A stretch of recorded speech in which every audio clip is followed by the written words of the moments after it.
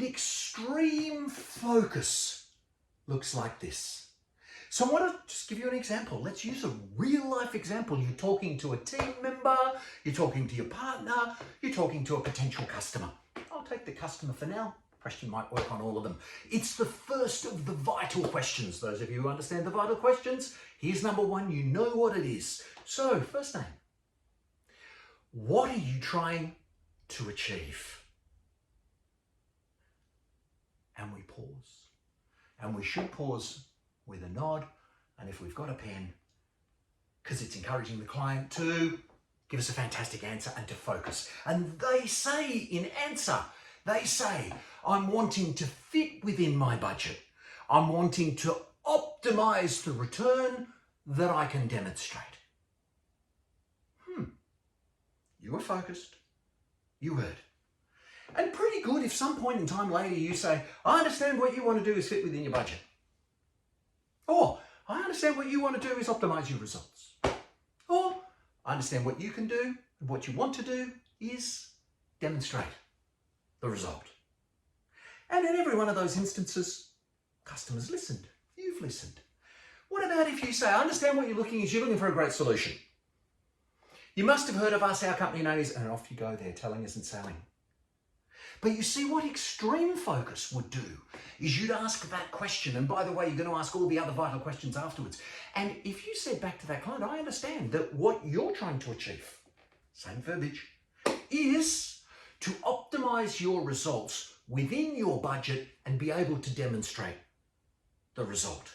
Or to fit within your budget, to optimize your results, to be able to demonstrate that. Get their three elements uniquely placed and then follow it up straight away with another vital question and another vital question and another vital question.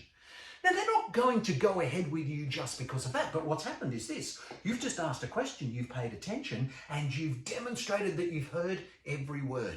And 15 minutes later or 20 minutes later, when they hear their words back, and their words is a symbol that you're focused. And because you're listening to them and you're asking better questions, because it is called the discover. Yeah? The discover. Not the tell them all about our spiel. Yeah? The discover. So you ask the questions, you ask all of the vital questions, you listen intently to the answers, and you focus like Ronaldo. Now don't worry, I'm not going to try and do it, but he got himself into position, he moved, he understood where he needed to be in relation to the other player. At the right moment, he jumped, he focused, looked where he was going. He did shut his eyes at that moment, but he was about to get hit in the head, right? And he scored the goal. 10 out of 10 I'm going to give him. We're going to ask in a moment for Ronaldo's score, 10 out of 10 from me. For your score on myself and for your score on yourself. You see, this session is about focus, and I'm trying to just show you that extreme focus, understanding specifically what someone's saying to you, listening to it, and being able to go back to them with it. It means also that you can go into your business, and when you sit down and you nut out and you customize the next presentation and information, what you're able to do is you are able at that moment in time to focus on that client. You will find out their situation. You will find out their pain. You will remember how they told it to you. You will relate to them acutely. They have engaged with you and you have engaged with them. And your 87% body language is saying, I'm interested, I care, I understand, and you do. And it forces you or creates this magic that when you're sitting inside your business, preparing and working for them on what it is that is a great unique solution for them as an ideal customer match, yeah? Then you are working through a customer engagement journey and they feel it. And do you know what? You won't need to book the next appointment. You will if they haven't done it. But you know what they'll be doing? Hey, Jeff, when are we catching up next? And by the way, would it be okay if my ultimate decision maker joined that meeting? And in actual fact, one little thing, if I'm giving you a piece of advice, if the ultimate decision maker, yeah, joins that meeting, you can't summarize this person's, I understand what you're trying to achieve. What you need to do is go back and redo that discover and re-ask them, no surprises, they're the vital questions. And now when you're addressing the room and you're saying, I understand what you're trying to achieve, you're looking at the ultimate decision maker and repeating their part, you're looking at the person who first and repeating their part, etc., etc., etc., and you are helping that team of people choose the most fantastic solution. By the way, if it's not your business and if they don't suit you, much better to find out now and say, actually, this is not it, than to work it out way further down. Yeah? Extreme focus. What could it do for you? What are the advantages of it?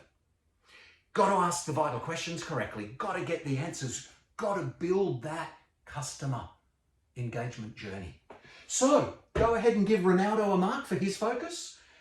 Go ahead and give me a mark for my focus. Hopefully I did all right.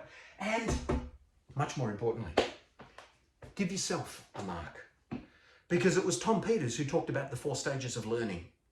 And I hope you know that 4 stages of learning. I'll flash it up there in a moment for you so that you can have it. Happy to send a PDF to you. Should you wish it, just let me know. DM or comment below here. And what it is this. Way too many people, and in every business that I've ever worked with, yeah, every business, there are a whole lot of people at stage 1 of Tom Peters. If you don't know what that is, first stage of competency, that's not very scary. But the first stage of Tom Peters competency is unconscious incompetence. I don't know what I'm doing wrong, but I'm doing some things wrong.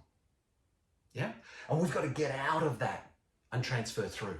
Because again, with every business that I've ever worked with, you know, let's say they've got that $5,000 magic bike that they like to ride. Yeah?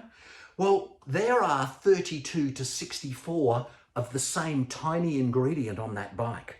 And that tiny ingredient is a spoke. And you know what?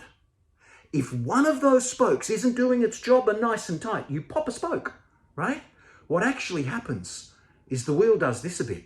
You're trying to ride at 40 odd kilometers an hour or 20 or 4 or whatever it might happens to be in your pedaling. I'm telling you, if there's one spoke not tight or broken, it's a pretty bumpy ride.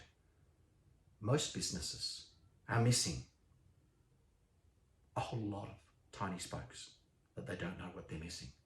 So don't be too frightened by the results you're getting, because you're getting those results from a system which isn't quite right. You're not asking all the right questions, not listening, not getting the information, not getting the engagement.